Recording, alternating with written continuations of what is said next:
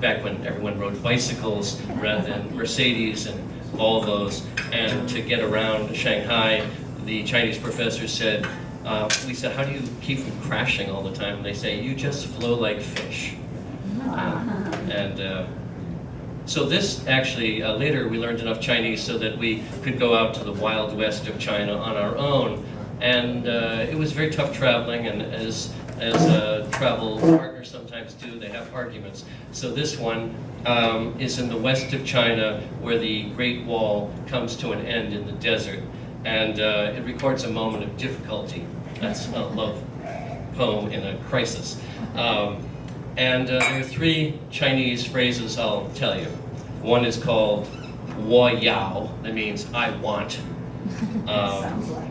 Another is called "wei guoren," which are us, barbarians, Westerners. They also call us dabita, big noses. And the third one is "meyo," which means not have, we don't have it. Which back then they had very scant resources, and almost to any question it was always "meyo," not have. Travel, untravel, choler. Choler is the bile, and so this is a bilious session here. We can do maybe just a few chordings. Okay. Choler. We had come to the Great Wall's end in the desert of Jiagyuan. Our tempers flared across the crumbled battlements out into the red heat. There were weeds, thorns, a few hard-shelled bugs, love reduced to a black carapace, under which a stinger, a biting mouth, a reflex, a poison. Heat withered our patience. Our bowels, stung by a virus, made us say words we'd regret. Peevish, pernicious, wo yao, I want, and nothing else.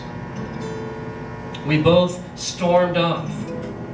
Stormed could have brought some moisture to this desert, but no, this storm was a hot wind, stinging sand in the face, chipped sandstone from the last outpost that would cut and bury us. Wei guoren, barbarians. Stripped of camouflage, greenery, fluidity, we showed every tick and flaw.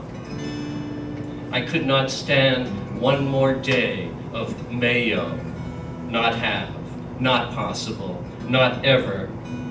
I could not stand in one more ticket line, elbowing for a hard sleeper berth out of the heat. Come back tomorrow. Tomorrow and tomorrow, stretching away like the Great Wall disappearing into red dust. There was a Hami melon, the best melon in the desert, it was said. Pale green rind, and inside a thick, luscious yellow.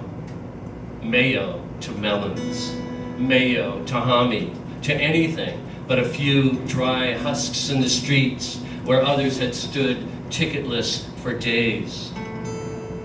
I could have spit in any traveler's face. I could have spit in her face and she in mine. I could have spit into the wind and hit myself and liked it. I could have tasted black bile and every phlegmy word launched against the dryness.